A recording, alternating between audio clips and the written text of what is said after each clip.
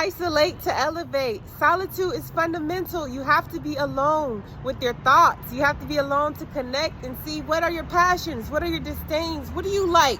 Forget what's trending, forget what's going viral.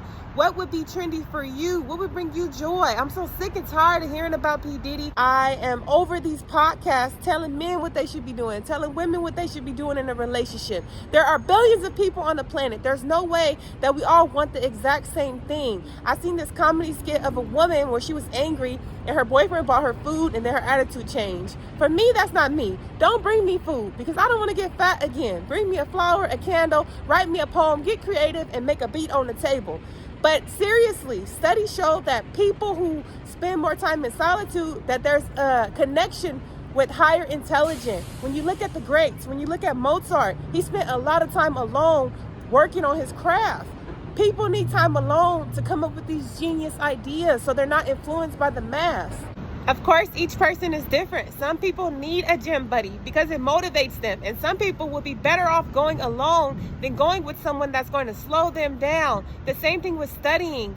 Studying and studying groups never worked for me because I was already done reading the chapter while they were still halfway. So it's important that you spend enough time alone to know what side of the pendulum do you fall on.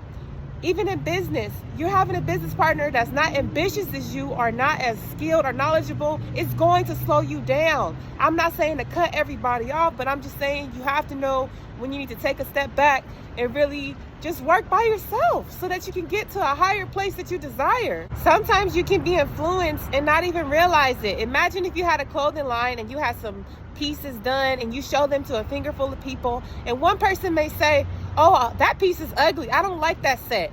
And in your head, you're like, wait a minute, that was the main expose. That was going to be my main piece for this collection. And now you're doubting yourself. You're thinking, well, maybe it is ugly. Just because of what one or two people may have said, now you're going to change that piece, or that piece may not even make it to the collection. And that piece could have been a game changer. You know, the people that you're selling it to, your customers, could have really loved it. And not only that, but also taking advice from somebody who don't even have a clothing line. That's a whole nother conversation for another day. But I'm just saying, if you're not really sure about what you're doing and you're easily influenced, you got to take time to yourself to really know what is it you want and how do you want it, because different people are going to have different opinions depending on who you ask.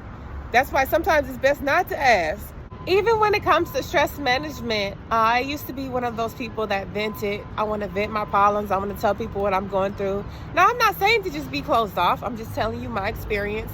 And sometimes I would already be in a bad mood, and then venting, talking to somebody about it, they may make you feel worse. Then when you're trying to quit drinking or smoking, especially with addictions, you are going to have to create space between you and your drinking buddies, you and your smoking buddies, or you and your getting fat together buddies, because it's very hard to change on your own and it's hard to convince people. The best thing you can do is just put some space, some boundaries until you become strong enough to go around those people and not be influenced to fall back into a lifestyle that you're trying to get away from.